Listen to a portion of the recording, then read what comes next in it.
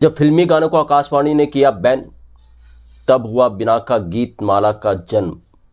और इसी बिना के गीत माला में रफ़ी साहब अपने इन 8 गानों के कारण बने रहे सरताज गायक। क्या यह पूरा किस्सा था, आज इस पर बात करेंगे। दोस्तों, चैनल पर हैं तो चैनल को सब्सक्राइब कर लीजिएगा, बेल आइकन भी प्रेस कर लीजिएगा ताकि नोटिफिकेशन आप तक पहुंचती रहे।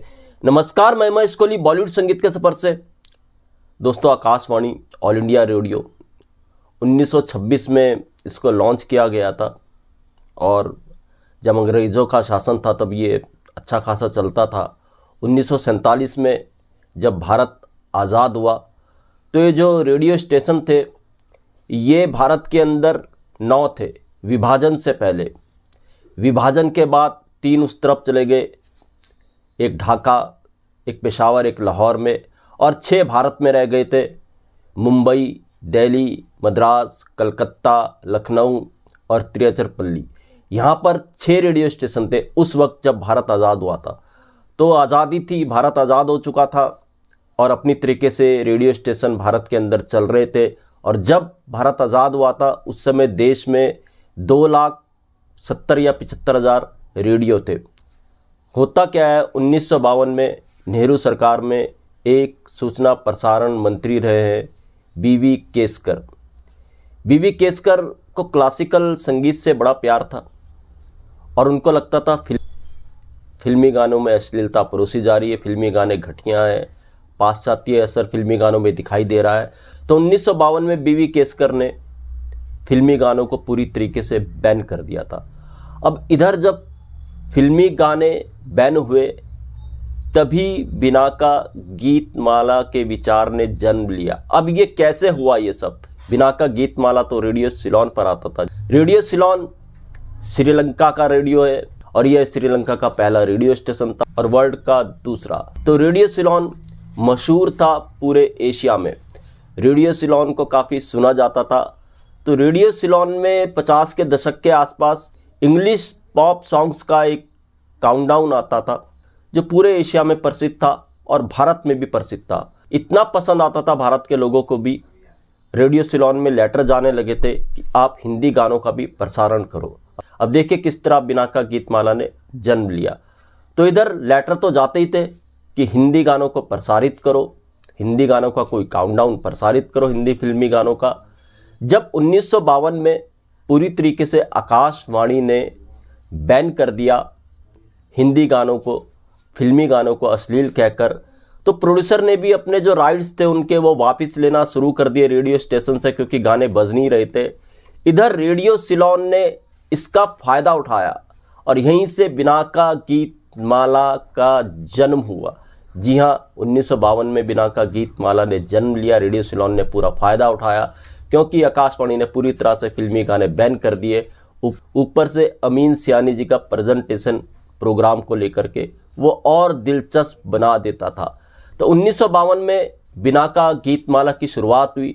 शुरुआती दौर में गानों का जो काउंटडाउन होता था, गानों की जो रैंकिंग होती थी, वो लोगों की फरमाइश पर रखी जाती थी कि किस गाने की कौन सी ज़्यादा फरमाइश आ रही है, उस गाने को टॉप पर रखा जाए। मगर बाद में इसको बदल दिया गया। बाद में बिना का गीत माला में जो गानों को रैंकिंग दी जाती थी वो रिकॉर्ड्स की बिक्री के ऊपर दी जाती थी। किस गाने के कारण कौन सी फिल्म के कौन से रिकॉर्ड ज़्यादा बिके हैं, किस गीत के रिकॉर्ड ज़्यादा बिके हैं, फिर गीतों की रिकॉर्ड की बिक्री पे रैंकिंग दी जाने लगी और इस तरीके से बिना का गीत माला पहुंचा टॉप पर। अब वापस आते हैं आकाशवाणी पर। अब आकाशवाणी पर जब फिल्मी गाने बैन हो गए, बिना का गीत माला पर फिल्मी गाने चलने लगे और पॉपुलर वो शो होने लगा।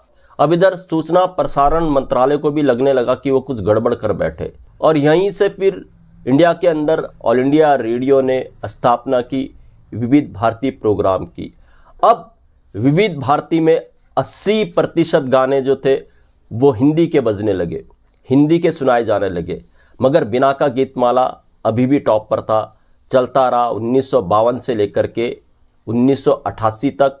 ये रेडियो सिलोन से चलता था। 89 से फिर इसको विविध भारती से प्रसारित किया जाने लगा 94 तक। हालांकि ये 2000 तक चला। विविध भारती ने इसको फिर हर सोमवार को आधा घंटे के लिए चलाया।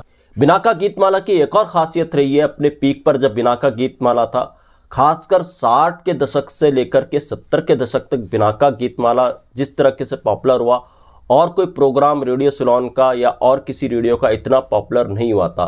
60 से 70 का दशक बड़ा सुना रहता बिनाका गीतमाला का। बिनाका गीतमाला की एक और खासियत थी, जो गीत पूरे साल भर में सबसे ज़्यादा प्ले होता था, सबसे ज़्यादा जिस गीत की डिमांड होती थी, उसको सालाना प्रोग्राम में सर्वश्रेष्ठ गीत का दर्जा देता था बिनाका गीतमाला। हर साल एक सर्वश्रेष्ठ गीत चुनता था बिनाका गीतमाला। उसमें सबसे ज़्यादा जो प्ले हुए हैं वो गीत हुए, पहले तो लता जी के हुए 19 गीत। उसके बाद पुरुष गायकों में रफ़ी साहब टॉप पर रहे अपने 8 गीतों के कारण। उसके बाद किशोर कुमार साहब और मुकेश जी के 6 गीत रहे हैं।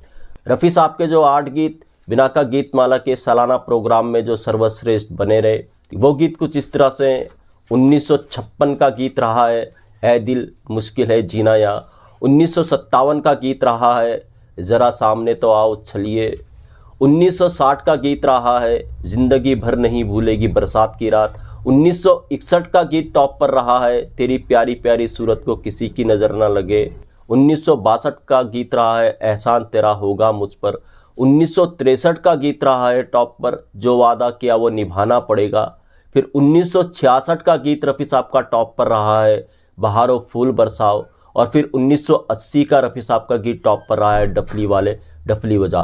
इस तरह से रफ़ी साहब के ये 8 गीत टॉप पर रहे, और रफ़ी साहब पुरुष गायकों में बिनाका गीतमाला के टॉप गायक बने रहे जब तक बिनाका गीतमाला छाया रहा, चलता रहा।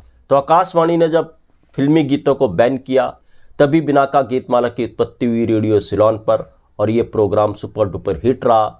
और इस प्रोग्राम की जान थे अमीन सियानी। उनका जो प्रेजेंटेशन था वो बड़ा कमाल का था, वो बहनों और भाइयों, उनका अंदाज वो बड़ा गजब का था, और अमीन सियानी लेजेंड अनाउंसर बन के उभरे इसी प्रोग्राम के ज़रिए। तो दोस्तों, आज का एपिसोड आकाशवाणी में किस तरह से गीतों को बैन किया गया, कैसे बिनाका गीतमाला ने जन्म लिया, कैसे बिनाका गीतमाला में गीतों की रैंकिंग होती थी, इसके ऊपर ये एपिसोड था। उम्मीद करता हूँ ये एपिसोड आपको पसंद आया होगा। तो दोस्तों, फिर मिलूंगा किसी और वीडियो में किसी और किस्से के साथ। तब तक महेश कोहली को दीजिएगा इजाज़त। Goodbye, good luck and take care.